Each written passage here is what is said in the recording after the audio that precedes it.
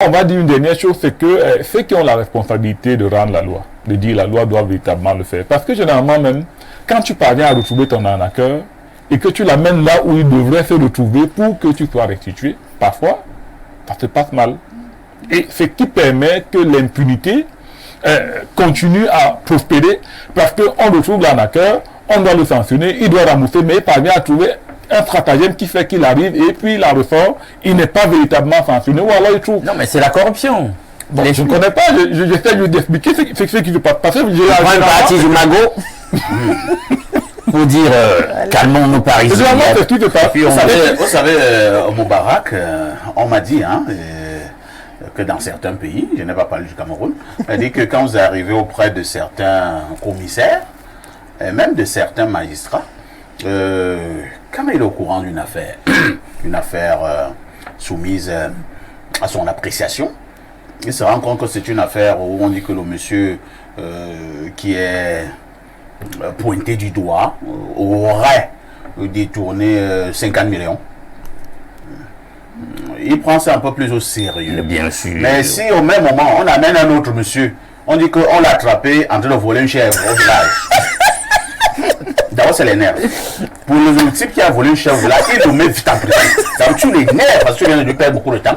Maintenant, pour le type qui est soupçonné d'avoir détourné 50 millions, il demande d'avoir au type qu'il puisse causer à deux. Déjà qu'on a créé toute une juridiction pour ça. Et là, il explique ça à Moubarak. Il dit, bon, assois-toi, perfecto, prends un peu d'air. C'est d'abord surpris de whisky là. On t'a amené devant le juge. Et le juge te demande de prendre un peu d'air. Bien sûr. Il te dit, mais tu préfères du whisky, du vin rouge, ou bien de la bière.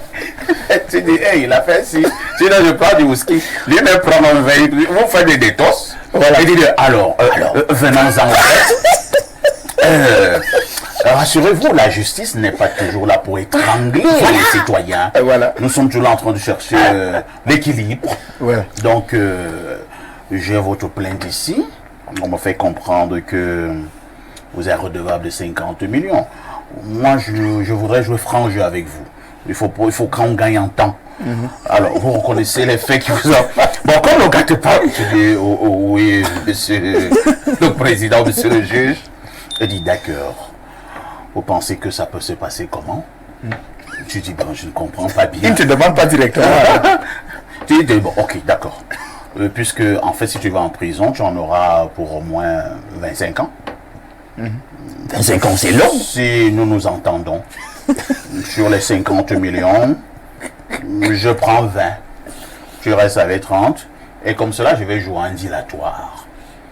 Et je ferai même en sorte que vous puissiez prendre la poudre d'escampette. Ça vous arrange?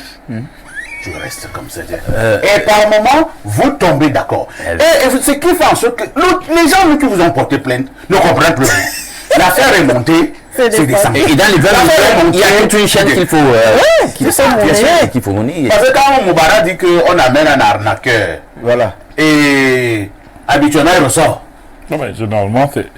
Parce que, vous savez, d'où je viens, bon, je ne vais pas dire des choses comme ça, mais bon, il y a quand même tout un métier, où on appelle féman, homme d'affaires, des choses comme ça, là où... Disons qu'on n'est pas très loin de Fouban. Non, de se replier là-dedans. Et donc, vous ne pouvez pas comprendre comment des gens peuvent s'appeler homme d'affaires, féman, tout le monde sait ce qu'il fait pour faire ce qu'il fait. On l'appelle président. On l'appelle président. Tout le monde sait dans quoi il fait, mais il est en liberté, alors que c'est un voleur officiel. C'est quand même compliqué d'être dans une telle configuration sociale et espérer que de tels comportements vont reculer.